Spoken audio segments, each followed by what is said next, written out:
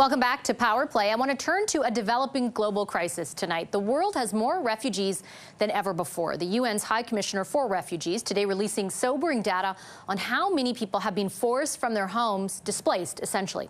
Violence, human rights abuses, and climate disaster push the estimated number of refugees up to 110 million by May of this year.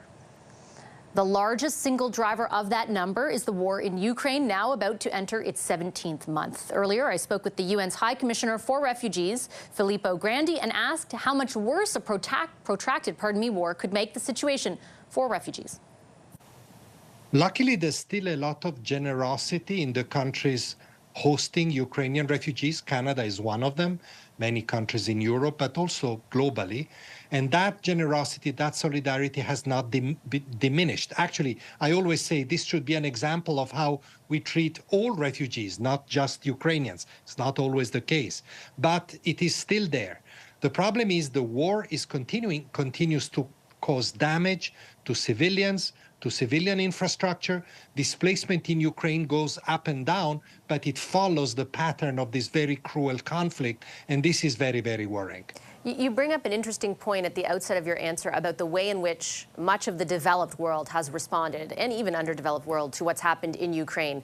Countries in Europe, as you say, here in North America, including in Canada, have really opened their doors to Ukrainian refugees and provided them with a number of supports that wouldn't previously have been available to them. What example do you think that does set? What does it show is possible? But also, why do you think the same cannot be said for refugees from other places in this world?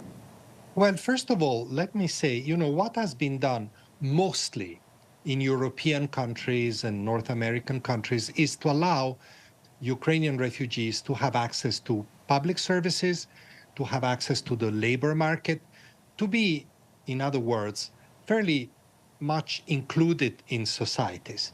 And we always say that this is even better than humanitarian assistance. This is the best approach that any country can have towards people seeking asylum, seeking refuge, because it's more sustainable than giving a lot of humanitarian assistance, if you see what I mean. In that sense, also, it is a model. And then, of course, there was a lot of sympathy, sense of proximity, understanding. I always say that everybody understood, in the case of Ukraine, the relationship between bombs and flight. Bombs from the sky and flight of people across borders or within their country. My job is to tell the public opinion and governments treat everybody the same, because everybody flees from the same bombs, from the same violence. Your report, though, to underscore what you just said, also highlights how, outside of the Ukrainian example, it's primarily low and middle income countries hosting refugees and asylum seekers. One statistic in particular stood out to me. The 46 least developed countries account for 1.3% of global GDP, yet host 20% of all refugees. Why are rich countries not meeting the need that is out there? That's why it's so important that countries with more means, like Canada, like the US, like European countries, provide help to the countries hosting refugees. They're somehow hosting or shouldering the biggest responsibility in terms of refugee hospitality. One more thing.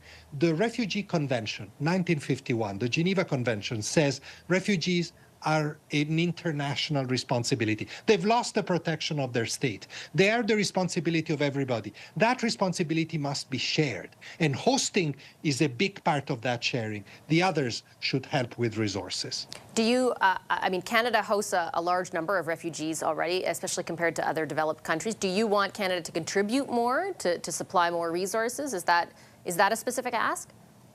First of all, let me say Canada is doing a fantastic job, because Canada is a good donor, and I hope that that continues. So my encouragement is to do even more, because we do need more resources for those poorer countries. And this year is a very difficult financial year. Ukraine, economic issues, inflation, energy cost, and so forth have really taxed international assistance.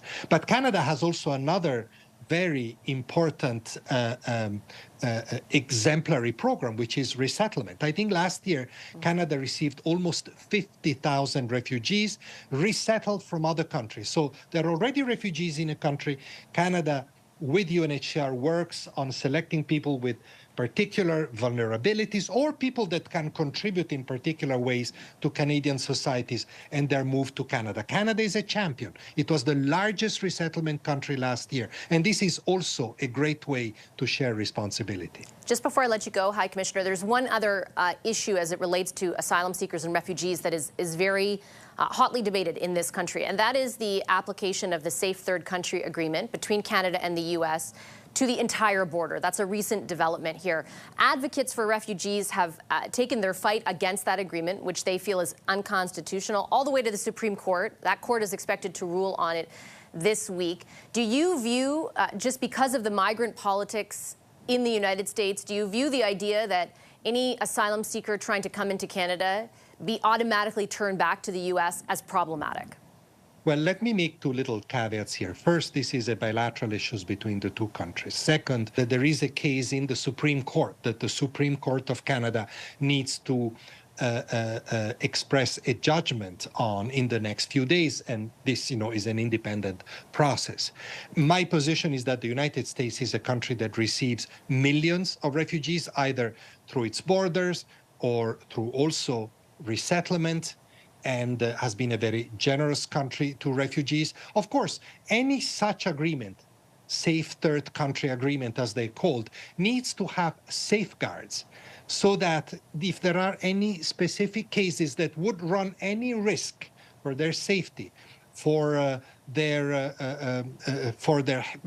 lives, by being returned to a country defined as safe, and there needs to be exception. There needs to be safeguards. This is what we always tell countries negotiating these agreements. Do you understand the plight of some asylum seekers trying to come into Canada who feel that they may not have a safe environment in the U.S., given the type of discussion that occurs around immigration policy in that country? Well, then those cases need to be argued to be, not to be considered as cases under the Safe Third Country Agreement. And I'm sure that this is done, and we will continue to advocate for that. But one thing is specific cases, one thing is the generalization. But like I said, this is a matter that needs to be resolved by the two countries. Okay, thank you so much, High Commissioner. I appreciate your time today. Thank you very much.